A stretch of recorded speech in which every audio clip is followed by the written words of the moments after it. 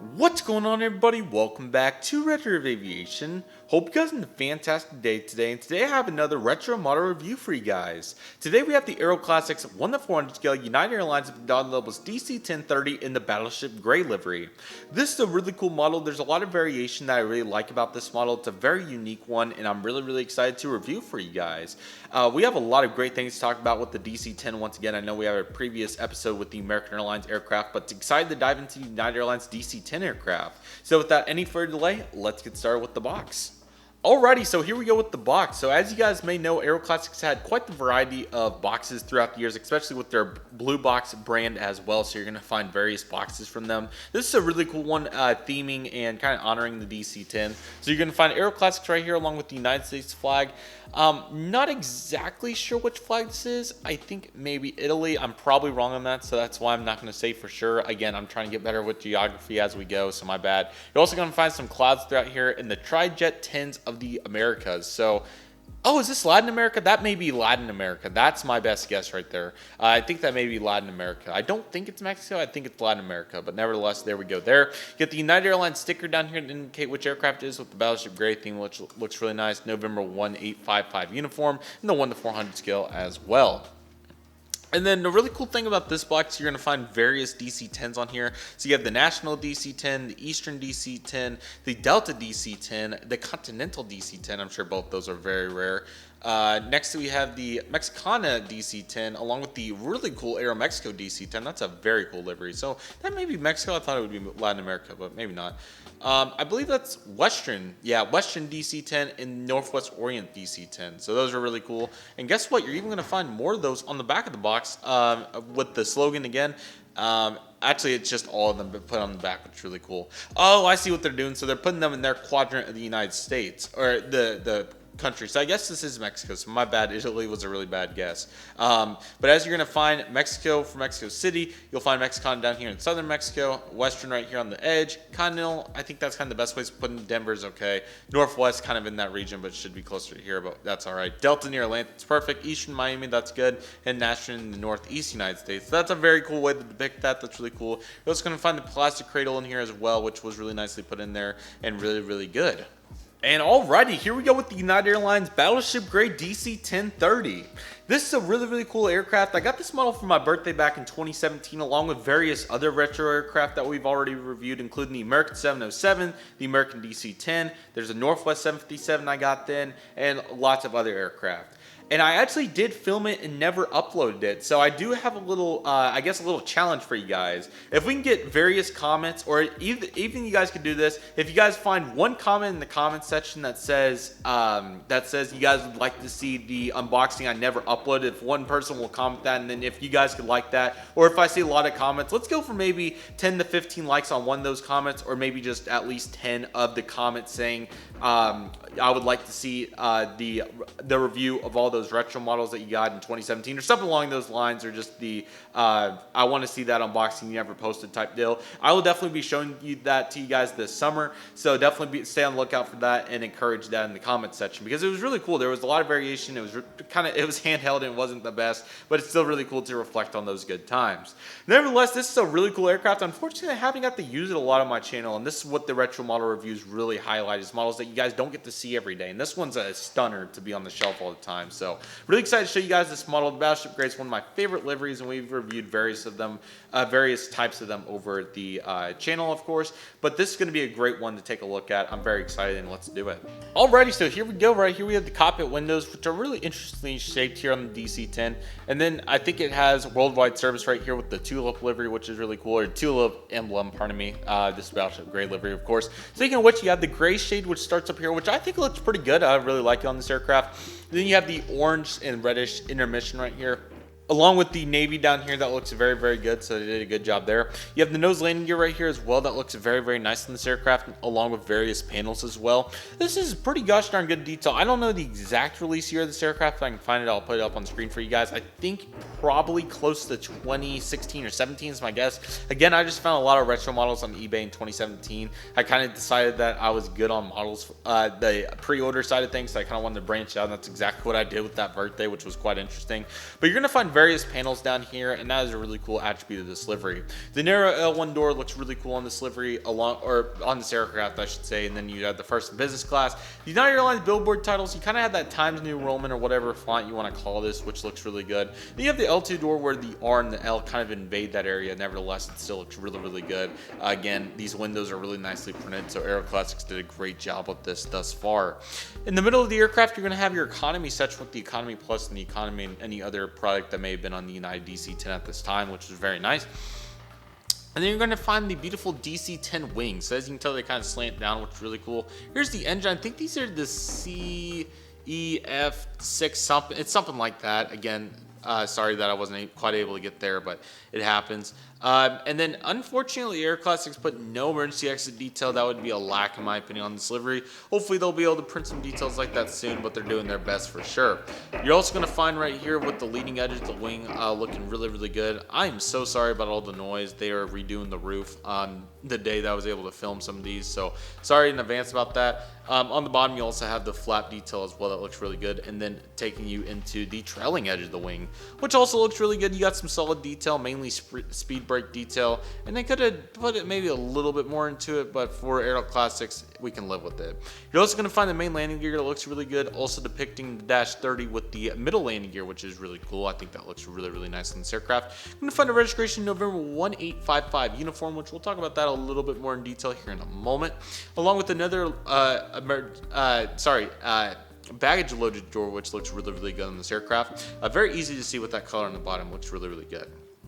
Along with that, you're going to have your horizontal stabilizers, the vertical stabilizer with the beautiful third engine, one of the coolest parts of the MD-11 and DC-10. I think everybody can agree on that to some part. Really, really nice. Great detail in here, and it's great to see it in that connotation. On the right side of the aircraft, you're going to find various other panels along with more emergency exit, or I'm sorry, baggage loader, not emergency exits. So you say that for flight training, so my bad. But here we have the, I think this is a baggage door right here. It's a little far up, so very interesting, but it looks pretty good. Then you have the two right there. You have that one and that one looking great. You're not going to find too much detail on the top of the aircraft. You will find a beacon right there, but that's about all she wrote for that, but still looks pretty good. Then on the bottom of the aircraft, you will find a little bit more detail, if I could get it over there for you guys. There we go. As you're going to find some landing gear door, not labels, I'm sorry, printing right there, along with the stand hole, which is really nicely done on this aircraft, and looks really good. A little bit of detail on the wings as well, so looks absolutely awesome. Alrighty, going into some detail about the United Airlines DC-10, the Battleship Gray livery. Really, really cool aircraft. So here we go with some details. So this aircraft its first flight was on the 15th of May of 1980, which is quite some time ago already, believe it or not. So absolutely crazy. So this aircraft was actually delivered to Pan Am as November 84 November Alpha on the 6th of August of 1980. So this aircraft actually began with Pan Am as November 84 November Alpha, which is really cool. Now Pan Am obviously had various orders for their DC-1030 aircraft, and this was one of them. And you'll find throughout the United fleet they had various DC-10s that ended up going to different carriers, which is really cool.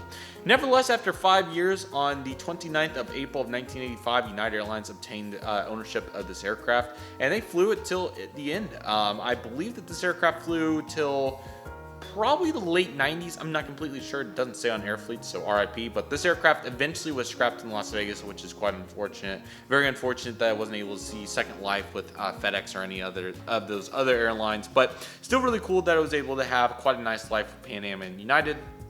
And really glad United got these aircraft. So of course they had the Battleship Gray livery until they had the Blue Tulip livery, and I don't think these never made it into the Blue Tulip livery, but it was really cool to see them in the Battleship Gray livery and the Saul Bass as well. I'm pretty sure, I could be wrong on that, but I'm pretty sure they also had these in Saul Bass colors. So really, really cool.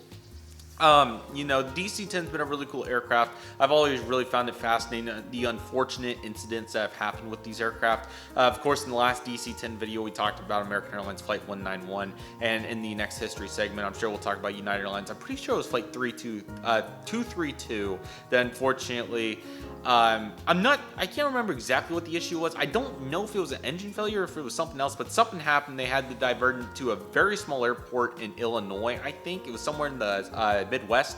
But it was a really small airport, and that aircraft investigation episode is really, really good. So I highly recommend checking that out. That's a really good episode from them. It's one of my favorite shows. You know, it's very unfortunate what's happened, but you can also take away a lot from it and kind of see, okay, what may or may not happen, and kind of see ways to hopefully prevent it. So it's definitely a very fascinating show to have to learn about these unfortunate events, but hopefully gain some better gain preparation in order for them not to happen. So that is definitely a way to put it. But the DC-10 was an up and down aircraft. I think that kind of goes without saying with everything that we've seen from the aircraft. So nevertheless, it is still a really good aircraft, and I think that it was a huge benefit to United Airlines. Speaking of which, we have some history to talk about with the DC-10 United Airlines, a little bit more in depth and a little bit more formally. So let's do that. The United Airlines McDonnell DC-10 played a significant role in the United Airlines fleet for many years. United Airlines began operating the DC-10 in July of 1971 with the -10 variant, as the aircraft was registered November 1802 uniform. United took delivery of these aircraft from 1971 all the way up until 1982 with some small delivery breaks here and there. United operated 48 examples of the DC-10-10, coming out to 40% of the entire DC-10-10 production line. The United Airlines DC-10-30 was a later addition for United Airlines, with the first aircraft being delivered in March of 1983. United Airlines went on to receive 11 of these examples. United Airlines used these aircraft on a variety of routes, mainly including rivaling US-based airlines on international flights to cities such as Hong Kong, Tokyo, Honolulu, and many more. The aircraft had a rather rough maintenance log, including various small maintenance issues, the grounding of the DC-10 in the early years, and the very unfortunate sequence of United Airlines Flight 232.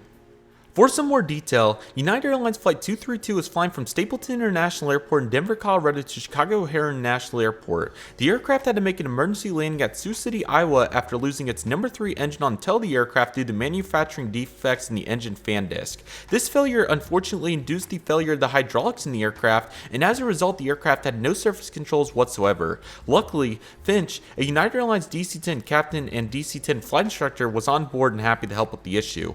While Captain Haynes controlled the flight controls, Finch used 2 operating engines to maneuver the aircraft in such a way that the plane could turn. The aircraft did a sequence of turns to lose some altitude and fuel for the emergency landing at Sioux City Airport. Despite various miscues, the aircraft was set up for an abnormal landing on runway 22 at Sioux City Airport. Unfortunately, due to the lack of hydraulics, the aircraft began a right-hand roll out of control on short final, and the aircraft essentially cartwheeled to the right side of runway 22. Of the 296 passengers on board, 112 unfortunately died from this crash landing. This is a very unfortunate incident, and I'll leave links below for some helpful resources for more information if you're interested. The United Airlines McDonnell DC-10 was a very unique aircraft for the United Airlines fleet, and will have a meaningful place in aviation history for years to come.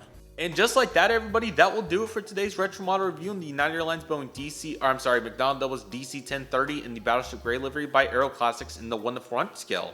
This is definitely one of my favorite models in my collection. I'm really glad to have this. It's a really, really nice one, and you know, there's not a ton of detail on it, not a ton of bells and whistles, but it definitely gets the job done, and I'll be really excited to hopefully maybe one day use this at some sort of retro airport. I don't know if that's even possible, but that would be really, really cool and a really good ultimate end goal one day, somehow, some way, for sure. So with all that being said, that will do for today's video. I really hope you guys enjoyed it. Again, very cool aircraft. Really excited to use it in the future, and it will be an absolute asset for whatever I choose for it to be. So with all that being said, that will do for today's video. Thank you guys so much for watching. I really hope you guys enjoyed it. My name is Redriveraviation. Thank you guys so much for watching. Take it easy, everybody. Stay safe. Trust the process. Do what you love and love what you do. My name is Redriveraviation. I want to thank you guys so much for watching, and I'll see you guys soon as Redriveraviation is signing off.